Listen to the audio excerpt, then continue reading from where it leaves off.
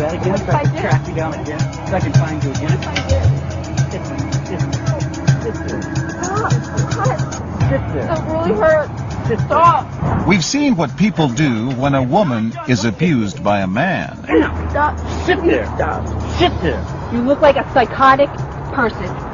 But we wondered, what would happen if we reversed the sexes? What if the victim were a man and the abuser a woman? Huh? You want to start with me? This time she plays the aggressor, verbally and physically abusing her boyfriend. How's that? Women abusing, even assaulting their male partners. Not as isolated as you might think. I hate you! From Moonstruck to Shakespeare in Love to Pirates of the Caribbean, women hitting men may be a Hollywood staple. But it's not just in the movies. Major League pitcher Chuck Finley's wife, actress Tawny Kitaen, was arrested and briefly jailed after he accused her of pummeling him. She denied it, and charges were dropped, but only after she agreed to attend anger management classes. Again, psychology professor Carrie Keating. It is a big problem in this country. Men create more damage, but women hit more than men do.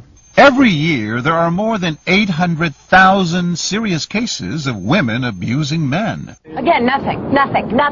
But confronted with this, what will people do when hidden cameras are rolling and our actress is out of control? No. One after another, people pass by and keep right on going.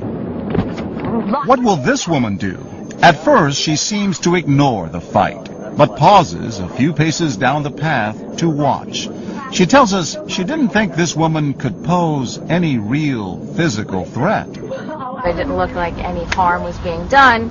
I didn't immediately think to protect the man at all. But now we're about to meet a woman whose reaction is instant, visceral. Watch closely. No, get up. No. Why don't you calm down? What went through her mind? Good for her. You go, girl. Linda McCluthie just assumed he had it coming to him. But why? Maybe she caught him cheating or something like that, really bad, and that made her lose it. We've seen it before, back when we taped our first experiment with that abusive boyfriend. We told our actors to trade places for just one take. Tell me right now. Right. Why? Why? And later brought bysanders together to talk about what they'd seen. My first thought was that he must have cheated on her. I was thinking that same thing. But you don't know that. You don't, but... You look guilty. Exactly. And now, over and over again, when the victim is a man, so many women perceive him as guilty. I figured, well, he probably deserved it. Linda seems to think our feisty actress is a kind of role model. I was thinking, I'm pretty nice all the time. I should have done what she did sometimes. But what about this guy? You know what? Just Nate, come on! Come on, what? Whose side is he You on? haven't said a freaking word to me about it. We watch and record for hours and hours as 163 people just walk or jog right by. Look at how many people went by without defending that guy. And this is kind of classic because female aggression is usually seen as not very important, not very deadly, nothing really to react to.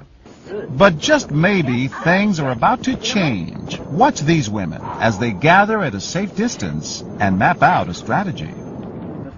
Now, one of them approaches. Everyone wants to call the cops on you guys. Excuse me? Everyone wants to call the cops.